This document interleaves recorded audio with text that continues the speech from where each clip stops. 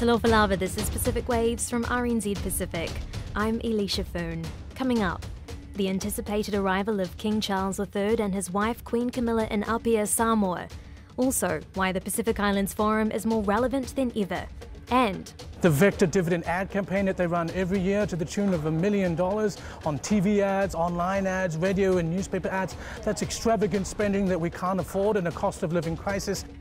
the first Pasifika independent candidate for Auckland's Entrust election calls for change to South Aucklanders' energy bills. King Charles III and his wife Queen Camilla have left Australia to touch down in Samoa for the 27th Commonwealth Heads of Government meeting CHOGM. They join other world leaders representing member countries in capital Apia. The Royal Office says, as well as attending CHOGM, the King's program in Samoa will be supportive of one of the meeting's key themes, a resilient environment with a focus on oceans. The King and Queen will be formally welcomed by an awa whaatupu ceremony before meeting people at an engagement to highlight aspects of Samoan traditions and culture. Charles will also attend the CHOGM Business Forum to hear about progress on sustainable urbanisation and investment in solutions to tackle climate change. While leaders gather at CHOGM to discuss key issues affecting the contested region, a former high-level worker at the Pacific Islands Forum says the top political body is more relevant than ever. Sione Tekiteki, who hails from the Kingdom of Tonga, has just started a new role as a senior lecturer at AUT Law School in New Zealand after 15 years with the Pacific Islands Forum. Lydia Lewis spoke to him about PIF's significance at a time where tensions are growing and world powers encroach in the region. Pacific Islands Forum is a platform by which Pacific leaders get together. Established in 1971, it actually was an offshoot from SPC. And at the time, leaders wanted their own space to have discussions about issues that really mattered to them. And that was the establishment of the Pacific Islands Forum. And it's really to look at issues that affects everybody, but it makes sense to work together and cooperate, because that's where you get the maximum benefit. Elements of that is working as a political bloc in the context of standing together, particularly because, at the multilateral level, at the UN, for example, doesn't matter how big you are, you have one vote each. So it's a very strategic platform in that sense, but also in the context of working together. How, for example, Pacific Islands can work together closely, whether it's economically, trying to resolve some of the issues to do, I guess, with environment, oceans, very transboundary issue. Nuclear was an issue that was big at the time when the forum started, for example, the nuclear testing. And obviously the biggest issue now is climate change. That's, I guess, is a little bit about the forum. It's made up of 14 Pacific Island states, New Zealand and Australia, and also New Caledonia and French Polynesia. What is the forum's relevance now? It's probably grown in relevance because of the fact that there's a lot of interest in the region. Those who are quite up to date in terms of news, you will see China and US in a lot of articles that's coming out, particularly in the geostrategic, geopolitical field. The Pacific is in the middle of that geopolitical power competition, which makes the region a strategic place. And it's why there's a lot of attention at the moment. And because of that, the Pacific has a lot of leverage. It has a lot of opportunities to be able to work together and to really make their voices heard about what they need in terms of their specific priorities. So I would say that compared to about 10, 15 years ago, the forum is very relevant, but in particular, the voices of Pacific states. And you can find the full interview on our website, rnz.co.nz/Pacific.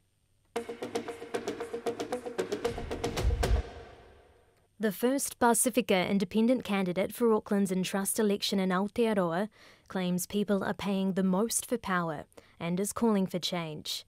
Fale Andrew Lessa is one of the youngest and the first Pacific candidate to run as an independent for Auckland's Entrust election. It's where residents vote and 5 trustees for the majority shareholder in Auckland's line company Vector, which happens every 3 years. The private trust provides electricity to thousands of Pasifika households and businesses in Central, East and South Auckland. Grace Fiavai has more. Entrust is a private trust that owns shares in Vector, which provides electricity to about 365,000 households and businesses in Central, East and South Auckland. Fale Andrew Lessa, a member of the Manurewa local board, is one of 12 candidates standing for the trust. He claims most Aucklanders will receive a dividend from Vector, and over the last 20 years, this dividend has plummeted by 30% when adjusted for inflation. He said from the 1st of April 2024, Vector's total line charge prices increased by an estimated weighted average of 8.6%, and that's the kind of sudden increase that Aucklanders can't afford when our dividends have shrunk by so much in real terms. It's about engaging those communities as much as we can. I talked about Vector sponsorship. I talked about cancelling the Vector dividend ad campaign that they run every year to the tune of $1 million on TV ads, online ads, radio and newspaper ads. That's extravagant spending that we can't afford in a cost of living crisis. C&R responded with a statement that Entrust has never spent $1 million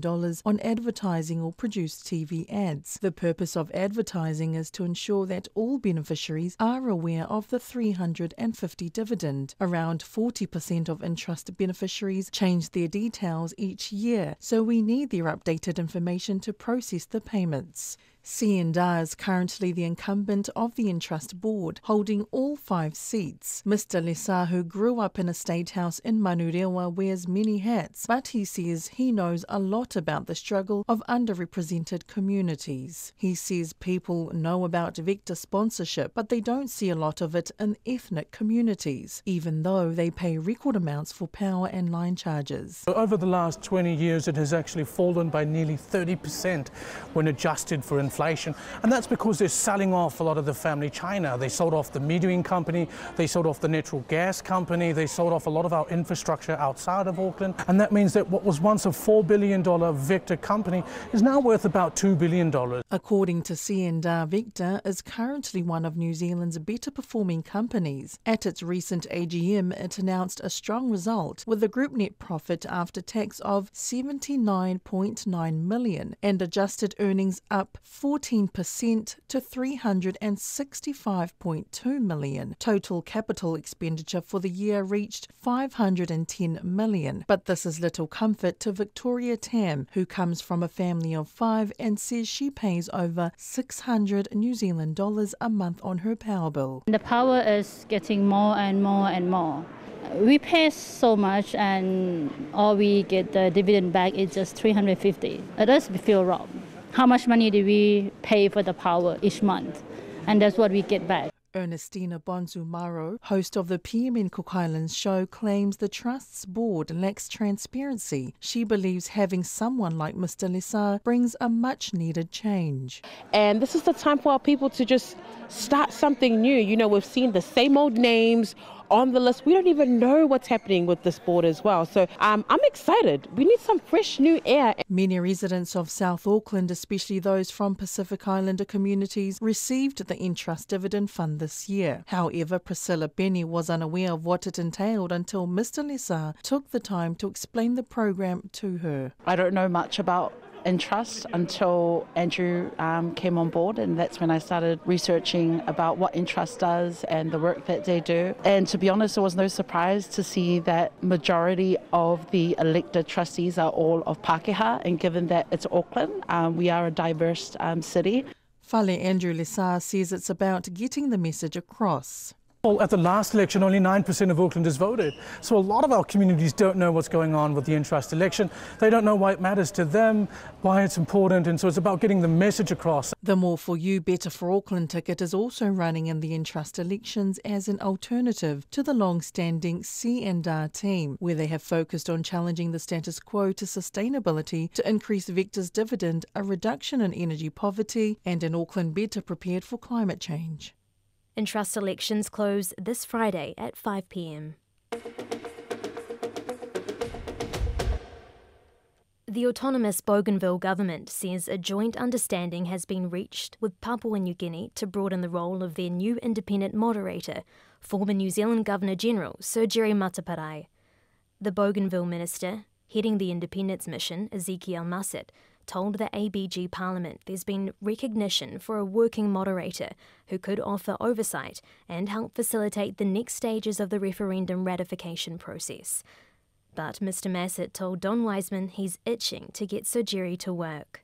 I think essentially Sir Mateparae's engagement is to try to find an agreement between the two parties in terms of the impasse that we currently have. I think that essentially is his responsibility as defined by the JSB resolution. And do you need to get formal agreement through yet more meetings, or is that it? Can he start work?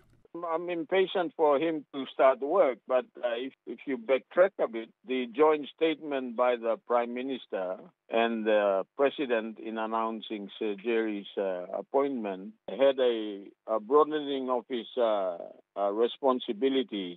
And at the moment, the technical teams have yet to meet in terms of that broadening part of his engagement. We came out of the last JSB with a whole set of very restrictive resolutions, and I'm fairly happy that based on a number of consultations between the President and the Prime Minister, they identified what I saw as being a futile exercise if the JSB resolution had not been amended. Having said that, we're waiting on the national government to formally agree to a quick JSB, and that JSB not only endorses Sir Jerry's appointment, but also endorses an amended terms of reference, broadening his engagement. You want him to be actively involved in trying to resolve the issue. The key hold-up has been this matter over under what terms the referendum will be tabled in Parliament, right? That's correct, yes. And we've agreed on a sessional order. And that sessional order means what? That sessional order is the process by which the minister can bring the matter before Parliament and satisfy the ratification aspect of the referendum. Now, having said that, Don, let me just remind you that it's in the public domain at certain times in the recent past, there's been commentaries on whether the ratification part will actually involve the matter going before Parliament. That's a real option. And if one of the options is ratification not necessarily going to Parliament, then what would be those steps? So we're keeping our options open. What would that mean? So if Parliament wasn't to ratify it, but some other body within government was to, what are we talking about? The Prime Minister and the President getting together and saying how they felt about it? Not necessarily the Prime Minister and the President. Definitely they would be in the mix. But I think the work of the moderator is quite flexible enough for him to be consulting with stakeholders. And you will note from the JSB resolution that he is also required to work through the parliamentary bipartisan committee, which will have ABC membership. So I can't quite define at this stage what that would mean, but I think it needs a bit more thinking in terms of if the matter is not going before Parliament, which I'm sure will be resisted to a great extent, to a great degree. I think those options must remain on the table. Well, next year Bougainville goes to its own elections, and that's going to be a key focus for politicians on Bougainville, isn't it? So if this matter's not resolved this year, are we then talking about 2026 before things get sorted? Absolutely. My view is that the ABG election next year is quite critical. I have no doubt that people who might not necessarily share the people's views on political independence would try to get into the driver's seat and divert Bougainville away from what the referendum result is and look at other options that might be a bit more amenable to certain people. So for me personally, I have no doubt that the next year's ABG election is very critical to where Bougainville intends to go. Assuming, of course, that many of this work is now being delayed through either parliamentary processes of vote of no confidence and other issues. Your hope had been the referendum would be tabled this time last year. We've gone through this entire year and there's been no sign of it. We are then talking 2026, perhaps later, are we? I'm optimistic, but having said that, the sooner Sir Jerry Mateparae starts work, the better. I understand he's going to be in town, or he's already in town in Port Moresby. I have instructed, based on his utterance of his wish to come to Bougainville, I have asked the administration, the Bougainville administration, to work with his office in terms of his movement to come to Bougainville and consult with the Bougainville government and the Bougainville people. That's Pacific Waves for today. For all episodes, head over to rnz.co.nz/Pacific. We're also on Spotify, Apple and iHeartRadio. From myself and the RNZ Pacific team, tō whā soifua.